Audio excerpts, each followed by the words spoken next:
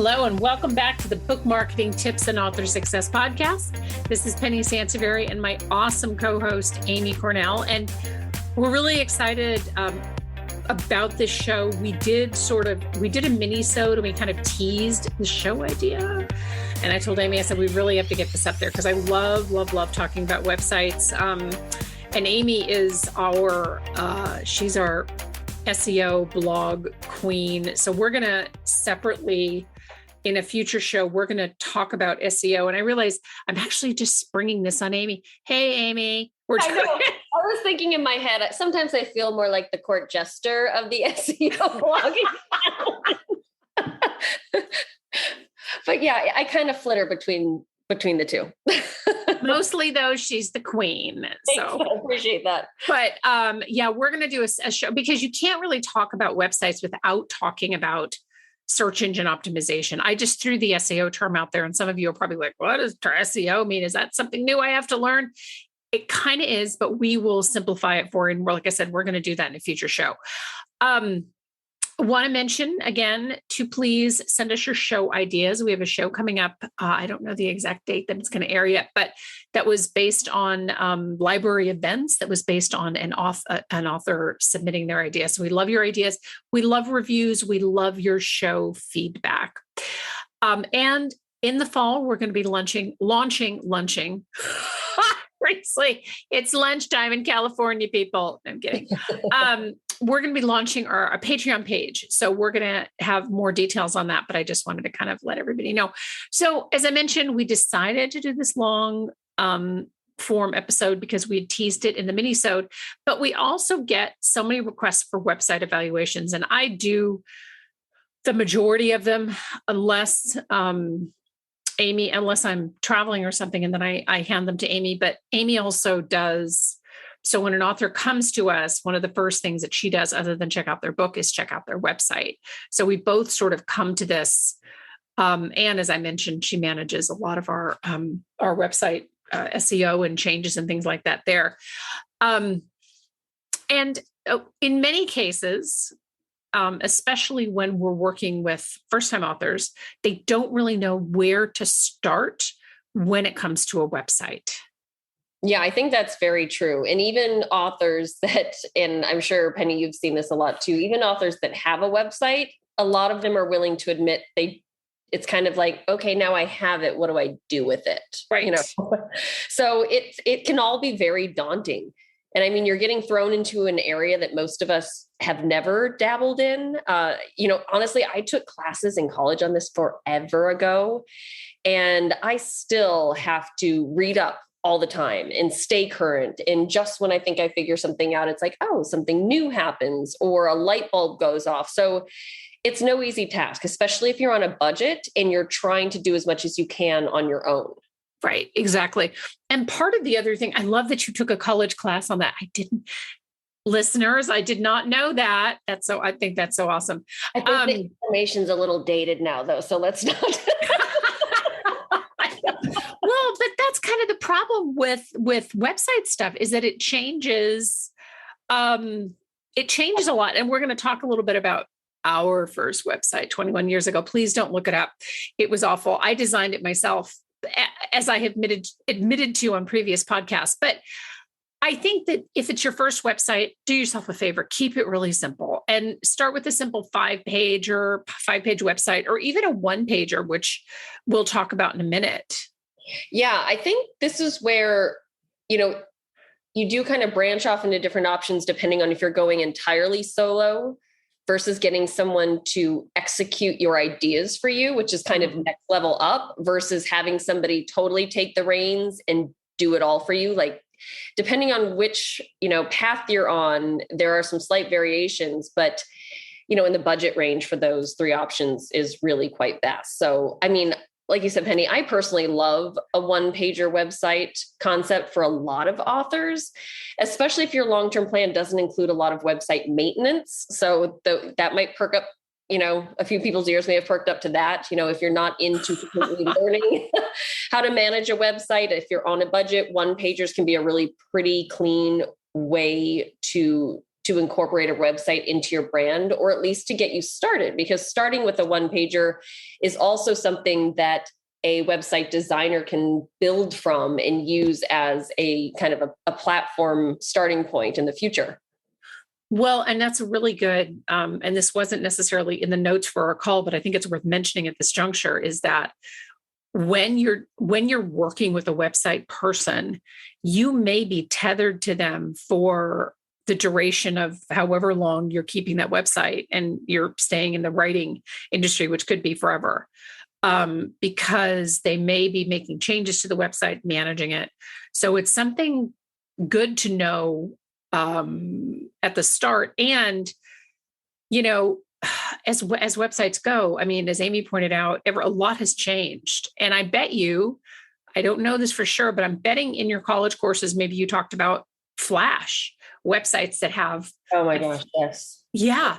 And websites that made me lose sleep at night. Right. And websites used to be super flashy. I mean, with Flash intros, which our website actually used to have. I love how zen the new website is, though. I know. And it was great because if you don't know what Flash is, you think, I don't remember what Flash is. When you land on a website, if it was something like really some sort of fun imagery or something that you had to click through, that's Flash. That is a big no-no now in terms of getting it search engine optimization. I mean, it's like putting up a brick wall in front of your website. So Flash kind of dropped off, I think maybe 12 years ago or so. Because like I said, the first website, it was so crazy. And I forget now what people had to click on to get to our site. I assume it was like a stack of books or something. So you land on the website, then you have to do something to get to the website, which every single step that you have a consumer do to get to your stuff, you lose them, right? So it was a little crazy. Consumers just don't want to do that anymore. Right. Back when it was new, it was exciting. And you were your website could kind of show off how modern and advanced your company was and things like that. And now it's almost like we've gone in the reverse. We've got so much stimulation being thrown at us online all the time through every channel now. The majority of people just want to land on a site, find what we need. We respond positively to little touches of clever branding or messaging, but that's really as exciting as anybody wants to get anymore. Yeah, no, that's really true. And I mean, I think that, speaking of that, I mean, keep your website verbiage to a minimum. Consumers don't read online, we scan. So great scannable text with lots of white space is really awesome. Yeah, absolutely. And always have a second, third, and even fourth person eyeball it for edits and readability, typos, grammar. And again, just the ease of how your information comes across. This is not something you should do on your own because it's really hard to remain objective when you get so close to something. There's a lot of crossover here with book descriptions, but we don't want to get sidetracked. Right. Those who didn't listen will be like, I've heard this before somewhere. But, and if you're working with a designer, most will be really honest with you and say that copywriting is not what they're there for. So they are not your editor. So you really need to get other people helping you out and giving you some really honest feedback on how well your site reads, how easy it is to understand, watching for little typos and grammar issues that pop up because, again, we say this a lot, but you often only get one chance to impress someone. Yeah. I think that's really smart to mention, and a web designer, just to kind of circle back to that, if you should decide to hire one, is just a designer. They aren't going to edit your copy. They're not going to point out a typo or give you feedback on your copy. So definitely make sure to have somebody look through it. And I think it's also worth mentioning here that when you're looking at your website, understand the Z factor, meaning this is how the Z factor is not like this new sort of trendy thing. It's literally just how consumers surf your site. So the Z, meaning that their eye moves in a Z fashion, starting in the upper left, and then go over to the right, and then they go down, which if you've ever looked at an Amazon book page, which I hope you have, or any Amazon product page, Amazon's really smart about this, right? You'll see this reflected. The book's on the left, super important. The buy button is directly across from it. This is absolutely no mistake. It's super intentional. And, I mentioned this also because if you have a newsletter, let's just say you want to showcase something really important, like a new release, then the Z pattern is something to be really mindful of, putting your new release on the left and your new sign up and your new, your newsletter sign up on the right. And so many authors overlook this. And one of the things that I find is that authors will cram the top of the homepage, the most important real estate on your website, with a bunch of stuff that doesn't really relate to anything that you're trying to sell the consumer on. Right. Yeah, I absolutely agree. The whole idea that they're there for a treasure hunt, like, drop that. That's the thing. Yeah. And so now we're getting into navigation and usability. And I think, Penny, you have a really good example for this. So imagine yourself walking down a toothpaste aisle. Amy's laughing. I love my little analogies. Oh, I do too, because it's so visual. People get it. Yeah. You're walking down a toothpaste aisle and there are 50 different kinds of toothpaste, all competing for your attention. And guess what happens? You grab one, right? Maybe one that you've already used, or maybe whatever the first one on the shelf, because you're so confused. The confused mind does not make a choice. So when you're thinking about your navigation, think about that toothpaste aisle. Yeah, you want to keep it really simple. You want to make, and to Penny's point, like, they'll grab whatever's closest sometimes or what they recognize and get out of there. So that's a great analogy, especially if you're a new author. You know what I mean? It's really hard to compete with something already established when you're new, especially if you don't make it easy. You're not an easy yes. So the simplicity is really going to help you. Do more with fewer options whenever possible, and make sure it's really intuitive. Again, that's this is not a treasure hunt. You want to make it easy for people to find what they're looking for. So honestly, 4 menu options should be plenty if you're just starting out. Maybe one drop down makes sense. Depending on your platform and what you have going on, obviously if you're a business already, you can always add more later. And that's the one thing that you really need to remember. It's better to add more when it makes sense, because if you don't have enough content to make those additional pages fully fleshed out and interesting, one, it's a waste of your time, but it's also going to be a waste of your visitors' time. And they don't take that lightly. They don't want to click around and realize, like, oh, there's nothing on here. I can't tell you how much that drives me insane when I'm going to an author's website and they've got a page dedicated to nothing, because I'll fill it in later. It's like, yeah, that's not how that works. And if you need more than 4 or 5 menu options and potentially multiple drop-down lists, because you have all these things going on that you really need to draw attention to, you really need to think about investing in a designer. That's when you definitely want to hire someone and bring them in, because they can really guide you. As Penny said, things change a lot, and you want somebody that is on top of the most modern and current ways to showcase information, because that really is an important factor too. Because yes, you write books, but honestly, when it comes to, the buyer psychology, really competing with every other website somebody visits, because if they typically go to websites that work really well and give them what they want, even if it's to say, buy a new toothbrush, they will have zero time for your crazy website that they can't figure out. Yeah, that's exactly right. Make it intuitive and don't waste people's time. And I think, again, this is a little I didn't list this in the bullet points of the things we were going to talk about, but I think it's a good insertion point. So many surprises. So many surprises, Amy, on this call. Shorten the staircase. Here's another analogy, right? I get it. But so when you think about a staircase, right, and you think about the steps that somebody has to take on your website to get anywhere, and if you're listening to this and you have a website, take a look at how many steps, let's say, somebody has to to go through just to get to your book page. I did an author evaluation, I don't know, it was a few months ago, but I remember this specifically. I counted 8 steps.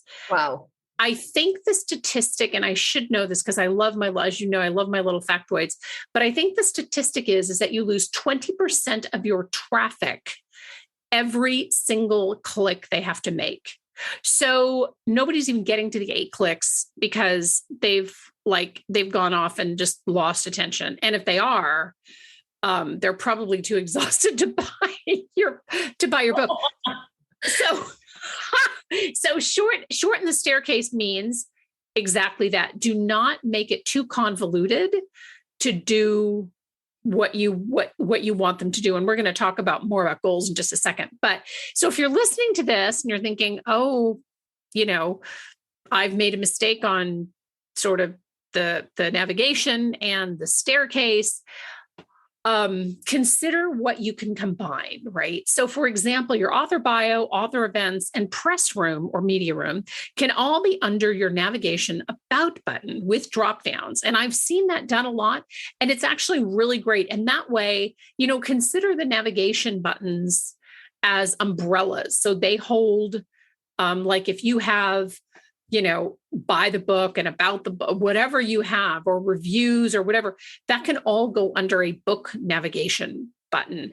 The next piece that we want to talk about, it's amazing how many times that I spot this on a website when I'm doing these evaluations, is contact information. I am blown away how many times authors forget to include their contact information or how to contact you or whatever. And again, your website person is a designer. He or she is not there to remind you, hey, there's no contact button or way to contact you on your website. Right. That's a very good point. I love the stair analogy because in my head, I'm thinking, see, nobody likes stairs. So this is excellent. Right. But truly, yeah, about your website person, again, like we can't emphasize that enough, that really, I mean, and it does change a little bit depending on how much, what level of website infrastructure you're investing in.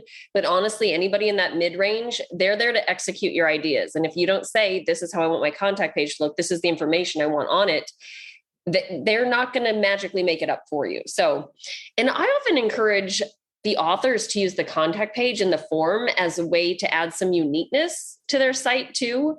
It's just such an easy way to personalize the experience. So asking people to share something is always intriguing. And that's why social media is so addictive, because we all like to get involved and share our opinions and things like that. So for example, we have a client that incorporates really unique locations and some travel into her storyline. So a clever addition to her contact page would be something like, I'm always looking for inspiration and I'd love to hear about your favorite travel destination. And what that does is it creates, again, this next level personalized experience for her visitors. And the bonus is it encourages them to fill out the form. And then you get their contact information and you're building your mailing list. There's so many benefits to this, but it also makes it interesting for them because people are really careful about sharing their information now. But if you make it more personal and you make it, build that next level connection between you and that individual that visited your site, you're much more likely to get them to engage with you. And then another important element that falls under contact is your social media. How else are they going to find you?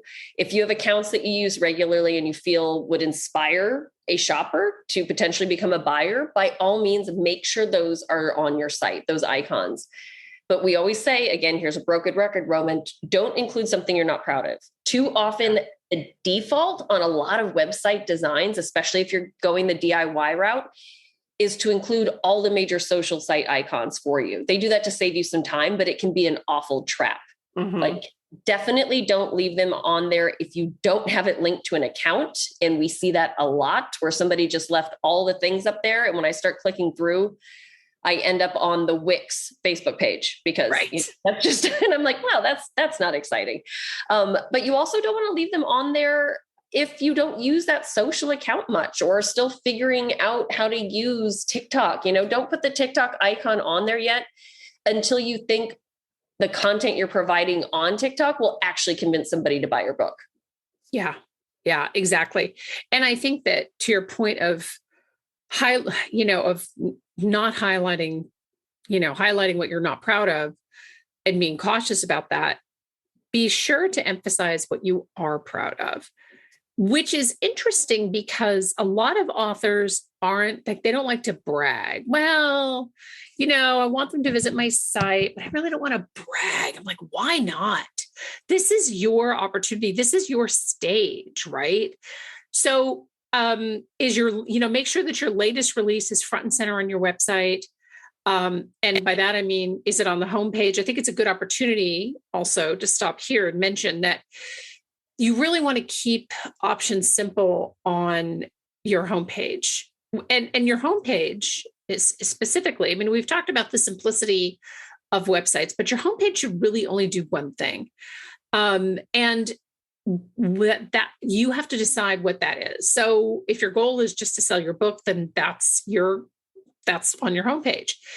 But if you have a website that's tethered to a business, then whatever your goal is for the business should be front and center. Yeah, I absolutely agree. And honestly, that's, you don't see, when you go to our website, you don't see Penny's books.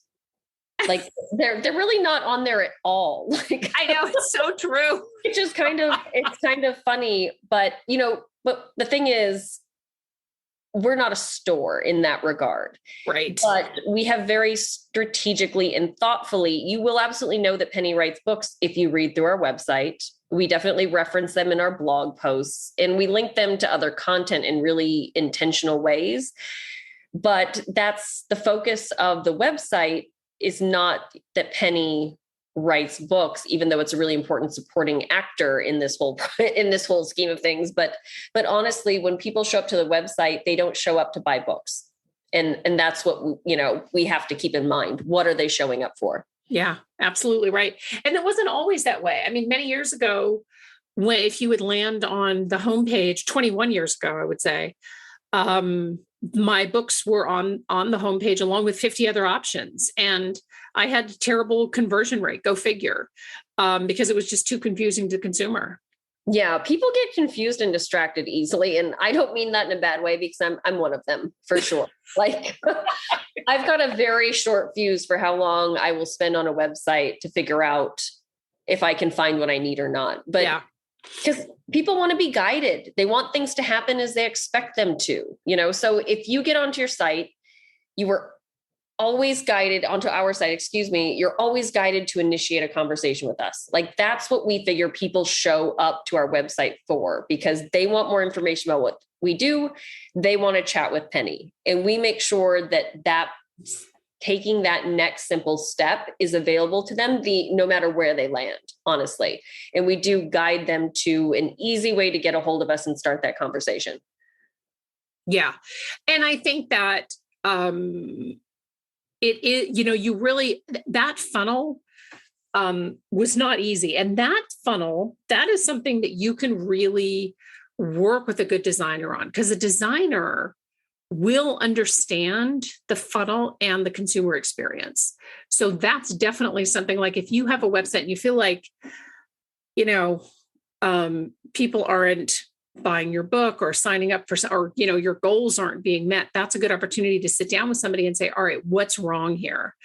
The other thing that you should also consider is a newsletter, because so many authors wait too long to build a newsletter. And here's the weird thing about newsletters, right? It's kind of like blogging. So at first, when you put out a newsletter, and this was when I started the newsletter 21 years ago, which was not that great. It tried to be really helpful, but compared to the way it is now, right? Everything is so much better. But at first you feel like you're talking to nobody, right? You're sending the newsletter to the few people who have signed up, and one of them is your mother, and then two of your neighbors. And so you have, 4 people and one person you don't know. And you feel like you're writing to really, to an audience of a handful of people, and it doesn't make a lot of sense, but that's really where you have to start. So when you first start, and the same thing is true with blogging, like you're like, I'm blogging, is anybody reading it? Early on, probably not. But as you keep putting out these newsletters and you start to build your audience, it takes so much longer to build them these days, right? And we actually did a show on newsletters. So we'll link that in the show notes. I think it was March of 2021. So definitely listen to that because we dig into this topic more. But consider a newsletter if you're just starting, if you're listening to this and your book is not out yet and you haven't really even started your author career, consider a newsletter earlier, sooner rather than later. Yeah, absolutely. I agree, Penny. And I think, I'm glad. Let's definitely make sure we don't forget to link in the show notes, because what we usually end up chatting about a lot when we go dive into newsletters is that it doesn't have to be this, archaic, super long boatload of text drawn out, you know what I mean? Covering every second of your life. Like, you can keep them pretty concise and fun and interesting, and, with the right timing and everything like that. But I absolutely agree with you. Like, just start one, keep it simple, but at least start one and get people in the habit and get yourself in the habit of doing one, Oh, yeah.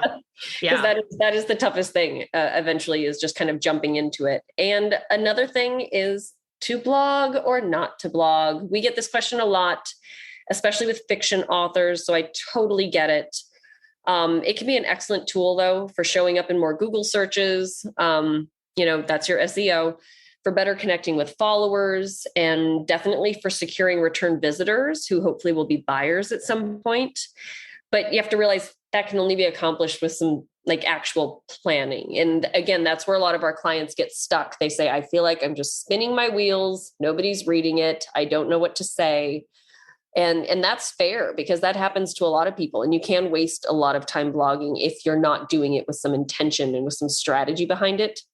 So definitely, if you're up to the task, if you're willing to put some time in to create a blog, again, like the newsletter, it doesn't have to be this super long, drawn out experience. But I definitely encourage authors to consult with someone and help them get help outlining a plan with some ideas for content, understand why that content makes sense, get a basic education on keywords and why those are important, things like that. And it'll just save you a lot of, heartache down the road, honestly. Yeah. It's just jumping in and throwing things up on your site and calling it a blog and waiting for that to help you, because there is a little bit more to it. It's not hard, but again, a little bit of planning goes a long way. Right. Exactly. And I think that, we're definitely I just made a big, bold note on my little whiteboard on my desk, like the big SEO show. We definitely have to talk about blogging under the umbrella of search engine optimization, because I think it's important. And I think, with all of it, with all the TikTok and all this other sort of stuff, you're like, oh, is anybody still blogging? Absolutely. So we'll definitely want to dedicate a show to that, and to getting more visibility on Google, because I think that's also important. The next things to consider are your shopping pages in your media room. Now, if you're just starting out, a media room might seem a little excessive, but that's absolutely something that you can add later for sure. But a media room is a great place to showcase you.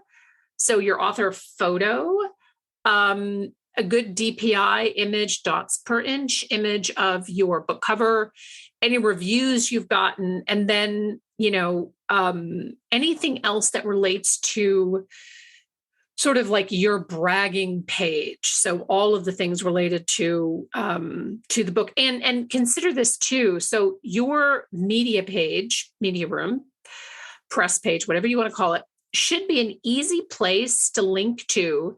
If, let's say, for example, an influencer wants to do a review and wants a good book cover image, you can just send them a link to that page. They can download whatever they need, author photo, author bio, and it's one and done. It makes it really, really easy for them as well.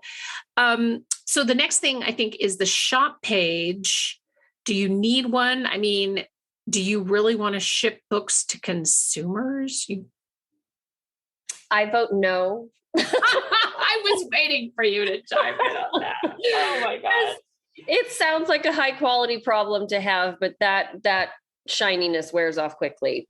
Yeah. I mean, if you have them on hand and you're like, well, but whether you plan to sell books from your site or not, you still need to make sure people know how to get your book on popular retail sites. Like, that is a must. So even if you sell your own book and because you really want to stick it to Amazon, like, we get it, but do yourself a favor and you got to include other options. because again, even if you hate Amazon, the reality is people trust shopping on Amazon. Their card information is often saved. They get free shipping. There's just a lot of things that your site can't entirely compete with. And at the end of the day, I would say, hopefully most of you feel like it's better to sell a book somewhere versus losing the sale because someone just doesn't trust buying from your website, and don't take it personal. Like it's not personal, but it's also, again, that saved card information. Honestly, I make buying decisions based on, sites that have that enabled where I can tap into my saved bank information. Absolutely. So again, think about how you shop, honestly, Right. and keep those things in mind as well, that you want to make it easy for people. And again, the easy version, may sometimes just be going to a major retail for them. So make that obvious where you can, where they can find. And I personally like just using the professional icons for things like that. Keep it simple. A lot of times, sometimes websites will say, you can buy my book on Amazon.com. And they do it as like a hyperlinked text thing. That's not how people are used to shopping. So again, think about how people shop online, visit other sites, things like that. Mimic concepts that work. Don't come up with something brand new and interesting for your site, because again, like Penny said previously, a confused mind won't make a decision. Yeah, exactly. And I know that some publishers will actually nudge authors to showcase all the retail options for the books. And that's more of to give everybody kind of a nod, because first off, publishers can still have an ongoing battle with Amazon, which seems super outdated, but it is what it is. But then, you may be asked to put up an Apple Books icon and Barnes and Noble and Powell Books. And sometimes you may not have a choice, but too many options is, again, like the out of control toothpaste aisle, right? So I recommend stick to the majors or one major, and try to do your best to avoid including links to every obscure place that your book can be purchased, because it is, it can prevent a sale for sure. And I think a clever way to feature some of those lesser trafficked sites is by highlighting them in a social post or even in a blog post. Hey, all you Smashwords fans, I've got you covered, that kind of a thing. Yeah, I've seen that done before, Penny. And I think that's really, it's really a clever way to remind people that your book is available, on multiple sites. Yeah. Without turning your website into this chaotic shopping experience. Right, exactly. And I think that, so we've saved the best for last. And I know many of you don't feel like it's the best, but we got to talk about branding, because I think that as our careers move along, our brands change. Our website has had 3 iterations in 21 years. And that includes the train wreck of a site that I designed many years ago. Actually, it was really awful. I was interviewed as part of a Women Entrepreneurs article. I don't know if I mentioned this before, but I was interviewed in More Magazine, and they said, give us a quote on your website. And I said, well, don't quote me, which of course I should know better as a media person. But I said, my first website looked like it was designed by a dog after a tequila bender, like an all-night tequila bender. And I said, but don't put that in the magazine. And of course they thought that was funny and they put it in the magazine. But I think it's important that at first you may not really have a really good idea of what your brand is, but consistency, page-to-page consistency is huge. Even if you're sort of struggling with how you're showing up in the world, a website that looks clean, page-to-page consistency. I've seen websites that have pages that are all different, and it's really distracting. We often refer to it as surf shock, when you land on a website and you go to the second page and it looks completely different. You're like, did I move on to another site? It's very confusing. Absolutely. Nothing says unprofessional and sketchy like a messy, chaotic, and honestly, I'm going to say it, dated website. Dated meaning the formatting and how it's laid out. And I'm sorry if that seems unnecessarily harsh. If a few people listening are like, well, that's really unfair. But honestly, we're not handing out A's for effort in this regard. And I say that because it's super easy these days to have a simple clean, functional website. And for not a lot of money, for very little money, you can have a very simple, not over the top, but clean, easy to use, easy to navigate website. There's a lot of DIY versions, and that's why the standards are so high, because it is almost too easy to have something that looks really professional. And there are literally, go to Google, millions of examples to pull inspiration from, And so there are great websites that you can do on your own, or again, for a pretty small budget. So again, like this is another one of those areas where it's like, ooh, if you're looking at your website, come on, everybody listening, if your website's dated. And we say that with book covers a lot. Like when you go to the bestseller list, a lot of times people, if you're really honest with yourself, if your cover is at the same level as books on the bestseller list. Same thing with the website. Go visit some other authors, and you'll figure it out really quickly which websites are the good ones and which ones are the not so good ones. And, bring yourself up to that level, because again, it's easy and it's what you put out into the world. It's part of your brand. There's no such thing. We've said this before, and I forget which episode, doesn't really matter, but there's really no such thing as good enough when it comes to your website anymore. We're past that. Right. No, I think that's a very good, and most, if not all, author success was not built on shortcuts either. So I think if we sound really harsh, we only just want your best. I feel like I'm patting our listeners on the head. We only really just want to have your best interest at heart.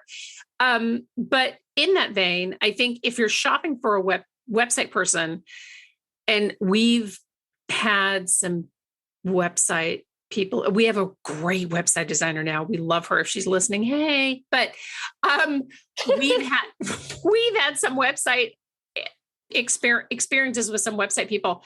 Amy, do you remember the guy? I'm not going to mention I don't remember his name, but do you remember the guy who was killing off his family? Oh my God. Yes. Well, and he wasn't, and this isn't not literally, but every time you don't know that for a fact. Amy, we love our true crime, so who knows? He could be a serial killer. But and if he shows up on on one of these true crime podcasts, see, I told you that was our website guy. But he would come up with all these excuses, right? So the first time he's like, oh, my cousin died, and then I was like, wow, I'm so sorry, that's tragic. Then my grandmother died. I'm like, wow, and then his father died, and then his aunt died. They ate. I don't know. It was very right. And we were kind of and at some point we were like, wow, does this guy have any family left? And at some point, first off, that's really bad karma. So if you're going to make an excuse not to show up and do your work, find something else, right? Mm-hmm. But secondly, I mean, when it comes to website people, we've seen it all, and I think it's really good up front to ask some smart questions. Now, one of those smart questions is not going to be, do you randomly use killing off your family as an excuse to not show up into your work? But I think you can also see from work examples that they've done, other people talk to some other folks that they've worked with. I know a lot of authors, and I'm not throwing Fiverr under the bus at all.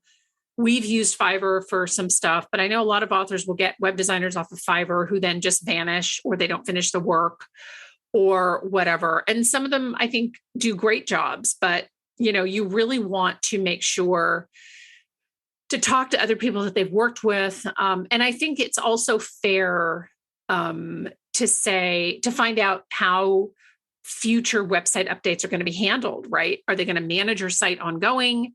Are you going to be handed the keys and just to kind of run with it? Both options have pros and cons. Our website does a mix of both. Actually, I should say Amy does some, many of the updates, and then our website person does stuff that, Amy doesn't, have the bandwidth to do, because some of it gets a little bit complex. I think and I think the other piece of it is too, is that you want to talk to them about payment. So when you're, putting a deposit down on a website, super fair, but the balance of the payment shouldn't be sent to them until the website is done and they've handed it over to you. Yeah, I think that's a really good point for sure, because you have to remember that, yes, while the website person is putting in a lot of work to create it, the website's not working for you until it's live and done. Yeah. So I think you make a very good point, Penny, about, the payment terms should really complement the timeline and the deliverables in this kind of situation and in this part of the industry, because it's not going to do anything for you until it's quite literally live and you can send people to it. So keep that in mind. Just ask how, or if you don't know, ask, do you manage websites? How long have you been in business? Like, just get a feel for the potential for long-term relationship with the person that designs your website.